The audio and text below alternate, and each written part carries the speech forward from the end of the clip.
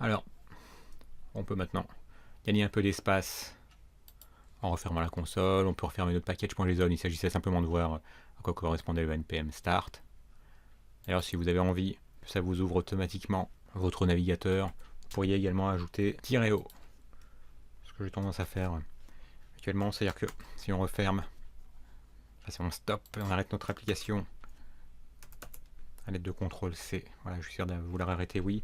Cette fois-ci, si je tape npm start,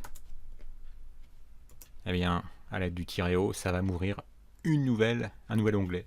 Automatiquement, j'aurais pas eu besoin d'ouvrir moi-même un onglet, de taper localhost port 4002. Alors vous avez vu, ça nous a ouvert automatiquement un nouvel onglet. Bon, il se trouve que c'est le même que précédemment. Mais c'est une petite astuce pratique. Alors, nous allons donc commencer, ça aussi c'est une autre habitude personnelle, consiste à aller dans angular.json et à changer le préfixe pour que, comme on va créer un nouveau component dans un instant, pour qu'il ne soit pas préfixé de app mais plutôt de cc. Par exemple, mon entreprise s'appelle Code Concept, donc comme ça je vous mets un petit préfixe qui résume la chose. Eh bien, le résultat, ça va être que maintenant nous allons créer un nouveau component. Et que ce component, qui sera notre component de compteur, qui nous permettra de voir un bouton plus, un bouton moins et un total, eh bien, il s'appellera, au lieu de s'appeler app-compteur, il s'appellera cc-compteur. Voilà, c'est tout, c'est une petite habitude personnelle. Alors, pour générer un nouveau component dans Angular CLI, il suffit de faire un ng g pour generate, c pour component, et le nom de notre component. Donc, on veut créer un compteur, donc appelons notre component compteur. Voilà, ça nous crée nos habituels 4 fichiers, ça nous met à jour notre module.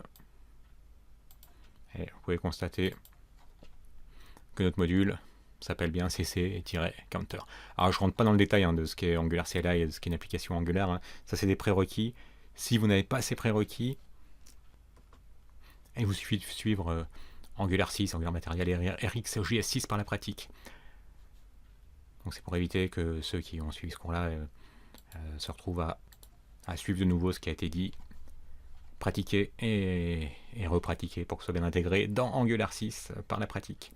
Alors, on a notre component, eh bien, ajoutons dans le template, dans src app counter, counter.component.html. Déjà, on va déjà vérifier que ce component fonctionne bien. On va s'en servir dans app.html, app.component.html. Pour l'instant, on a ce contenu par défaut, il ne nous intéresse pas plus que ça. Ça nous a juste permis de voir que notre application était bien installée, bien créée. Donc on va supprimer son contenu. Alors, vous avez vu au passage, ce qui est bien, c'est que le serveur fourni avec Angular CLI nous rafraîchit la chose à la volée. Et donc ce qu'on va faire, c'est utiliser notre tout nouveau component avant de le modifier pour être sûr que tout va bien. Tout va bien puisqu'on a bien son contenu counterworks, qui correspond à ce paragraphe counterworks slash p counterworks slash p.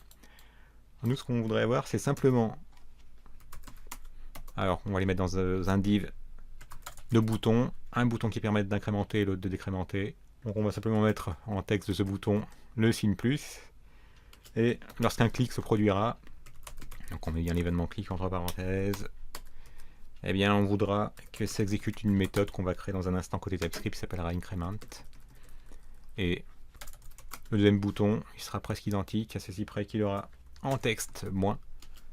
On écoute l'événement clic, et quand l'événement clic se produit, cette fois-ci ce qu'on appellera ne sera pas increment, ce sera une méthode qu'on va créer dans un instant également, la méthode decrement. Alors, créons côté TypeScript cette méthode increment, allez, sous le engine init. Eh bien, qu'est-ce qu'elle va faire? Tout simplement, elle va incrémenter une variable qui contiendra le total. Alors on va créer cette variable ici même pour qu'elle soit accessible depuis nos deux méthodes. On va l'appeler tout simplement total. TypeScript saura que c'est un number puisque on l'instancie tout de suite avec un number.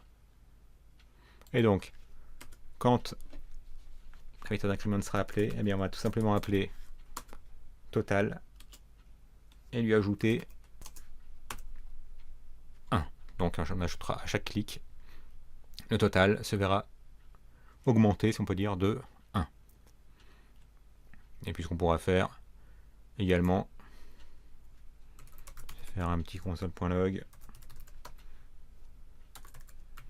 pour afficher ce fameux total.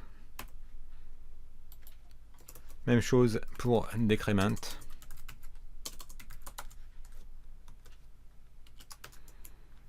Sauf que decrement, il va simplement déduire 1.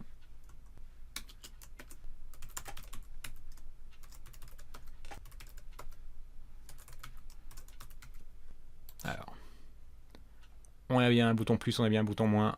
Et dans le console, un console.log va nous afficher à chaque fois le nouveau total. Boum, voilà, là, ça augmente bien. Et là, ça diminue bien notre total. Tout va bien. Bon, on pourrait faire en sorte qu'il n'aille jamais dans les négatifs, mais ça, on s'en fiche pour l'instant. Ce qu'on veut simplement, c'est s'assurer que les choses marchent bien, elles marchent. Alors pour l'instant, on n'a pas... on a un état qui se trouve simplement conservé dans cette variable totale. Hein. Il n'y a absolument pas de NGRX. Dans la prochaine vidéo, nous allons ajouter NGRX pour faire en sorte que l'état soit géré à la mode NGRX.